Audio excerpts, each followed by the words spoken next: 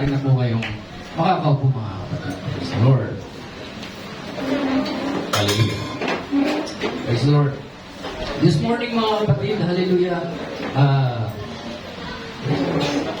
dadalhin ko po kayo mga kapatid sa title na nagsasabing to serve you. Hallelujah. Lahat magsabi, to serve you. To serve you. Isa pa, to serve you. To serve you. Amen. Para pagsilbihan ka. Amen. Hallelujah. Praise the Lord. Praise the Lord mga kapatid. Sa binasa po natin kanina, ito sa very powerful message mga kapatid. Galing sa ating Panginoong Jesus. Hallelujah. Matthew chapter 5 verse 46 mga kapatid. Ito'y patungkol mga kapatid sa pag-ibig rin mga kapatid na very common na pag-ibig mga kapatid. Dahil sinabi dito, sapagkat kung kayo'y iibig sa nangagsisi-ibig lamang sa inyo, ano ang ganti na inyong kakamti?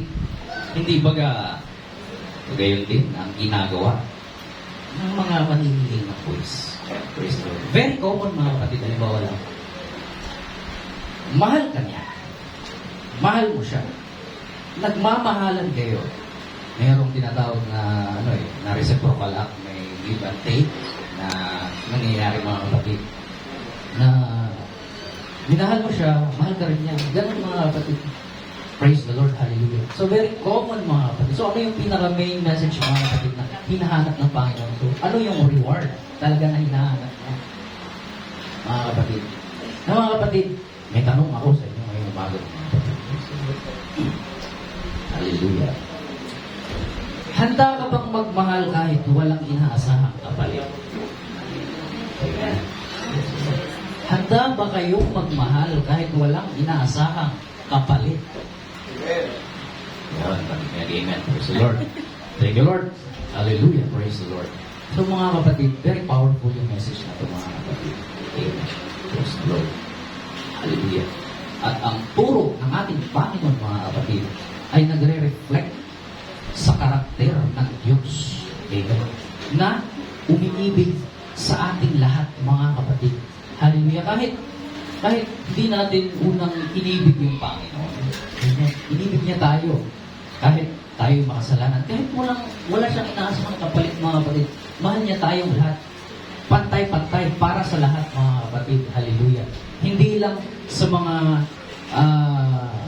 kanyang kaibigan. Amen. Walang kaibigan, walang kamag-anak, walang kumpare. Para sa lahat mga kapatid, praise the Lord, ang pag-ibig ng ating Panginoon. Amen. At yung pag-ibig na hindi lang basta-basta pakiramdam, feeling mga kapatid, kundi yung pag-ibig na naipakita, naihayag, ginawa. Amen. Kagaya ng ginawa ni Jesus mga kapatid. Hallelujah. Naipakita ang pag-ibig mga kapatid para sa ating lahat. Amen. Ano yung ginawa ni Jesus mga kapatid? Pinagugasan niya yung paa ng kanyang mga disciple. Maging sa taong nagkagulo sa kanya kay Judas, hinugasan niya rin yung pag-ibig mga kapatid na walang hinihinging kapalit mga kapatid. Praise the Lord. No, balik tayo dun sa tanong namin mga kapatid. Handa ka bang magmahal kahit walang inaasahang kapalit? Hallelujah. Praise the Lord. Diba, sarap sa feeling mga kapatid na mahal ka niya, mahal mo siya, nagmamahalan kayo. Praise the Lord. Panalo mga kapatid, so walang, hindi lugi. Diba? Mga kapatid, praise the Lord. Lahat naman tayo nagmamahal dito. Ang sarap sa pakiramdam na may taong nagmamahal para sa atin. Pero paano kung dumating ka sa punto na ikaw lang ang nagmamahal? Hindi ka man lang na-appreciate. Hindi na nakita ang halaga mo. Sakit, Brad. Sige lang, okay lang yan, Brad. Mahal ka pa rin naman ang Panginoon. Praise the Lord. Ganun mga kapatid, dumarating tayo sa punto ganyan. Binuhos mo ang lahat, pero walang bumalik sa'yo na pagmamahal. Praise the Lord. Dumarating tayo sa puntong ganun mga kapatid. Effort mo, hindi na pinapahalaga, hindi na nakita. Praise the Lord. So, paano yun mga kapatid? Still, pag-ibig pa rin yun mga kapatid. Hallelujah. Hindi lamang basta-basta pag-ibig, kundi tunay na pag-ibig. Dahil walang hinihingi kapatid. Unconditional lang mga kapatid. Praise the Lord. Hallelujah. Praise the Lord. Kaya mga kapatid, hallelujah. We serve God. Amen. Expected natin mga kapatid, ang reward na ating matatanggap sa ating Panginoon. Plus, nandyan na yan mga kapatid, nakaprepare na yan. Pero huwag sanang umikot lamang doon yung ating mundo, ang ating isipan, na nagsilbi tayo upang pagpalain tayo.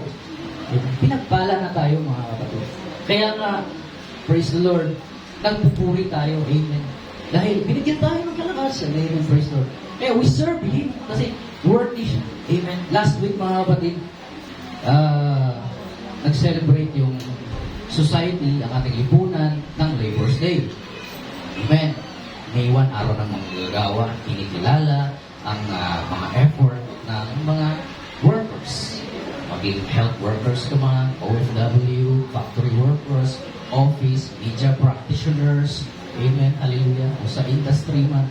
Kinikilala mga kapatid, hallelujah, ang mga manggagawa. Amen, praise the Lord. Ngayon mga kapatid, hallelujah, tayo, nag-serve tayo mga kapatid sa Panginoon. Amen. Praise the Lord. Hindi sa tao. Sa Panginoon mga kapatid na tapat, tunay.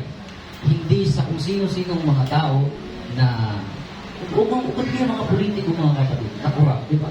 Napaka-diehard ng iba mga loyalist dahil nakikinabang sila. Pero itong pinagsisilbihan natin mga kapatid, Panginoon. Amen. Praise the Lord. Kaya, ngayong umaga, ibigay mo yung pinaka-best mo ng mga papuri mga kapatid. Hallelujah. Dahil ang pinagsisilbihan mo, Panginoon, hindi tao. Amen. Praise the Lord.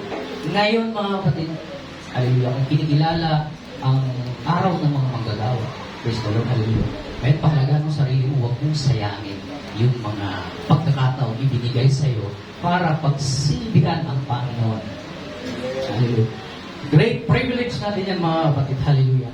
Praise the Lord. Last week mga kapatid, before tayo tapos, may share lang ako sa inyo mga kapatid. Nagsikabog talaga ako mga kapatid. Amen. Praise the Lord. Grabe. Ang trials mga kapatid. I pray. Inausap ko yung Panginoon sana. Sabi ko, Lord, teach me. Turuan mo ako, Lord, na magsilbi sa'yo, hindi dahil sa binigyan mo ako ng ministry. Turuan mo ko, Lord, na sumunod sa'yo, hindi sa mga pagpapala, hindi sa mga nangyaring himala. Turuan mo ko, Lord, na purihin ka. Hindi dahil sa mga bagay na aking nakikita o sa mga natanggap mo na mga kinikita, mga pagpapala, mga kapatid. Amen. I pray to God, mga kapatid, na kailangan natin siyang pagsilbihan. Kailangan ko siyang pagsilbihan, mga kapatid. Dahil ito yung nararapat. Amen. Praise the Lord. Ito yung tama na ating gagawin. Hindi yung ginawa natin dahil meron tayong inasang kapalit.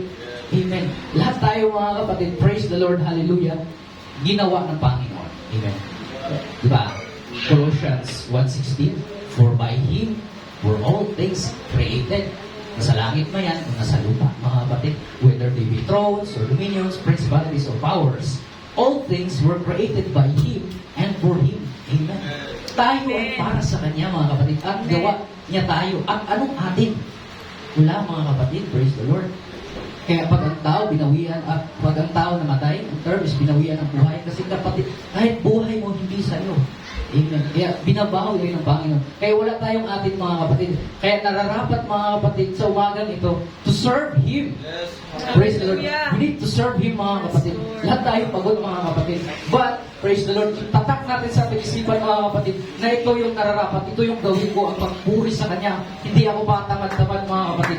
Oo, nandito tayo, mga kapatid. Pero hindi yun, mga kapatid, nandito tayo, mga kapatid, praise the Lord. Hallelujah, praise the Lord, hallelujah. Hallelujah, praise the Lord. Kaya mga kapatid, hallelujah, praise the Lord. Ang pinaka-malaking bagay na pwede natin gawin sa ating buong buhay, mga kapatid, ay ang pagsilbihan, purihin ang ating Panginoon, mga kapatid. Praise the Lord. Kaya sa umagang ito, mga kapatid, praise the Lord, buksan po natin ang altar, mga kapatid, sa mga panalangin. Hallelujah. We pray. Hallelujah. Na we are servant of God na hindi pa hinahina. Amen. Praise the Lord. We ask for guidance. We ask for strength na ibibigay ng Panginoon. Praise the Lord. Mga kapatid,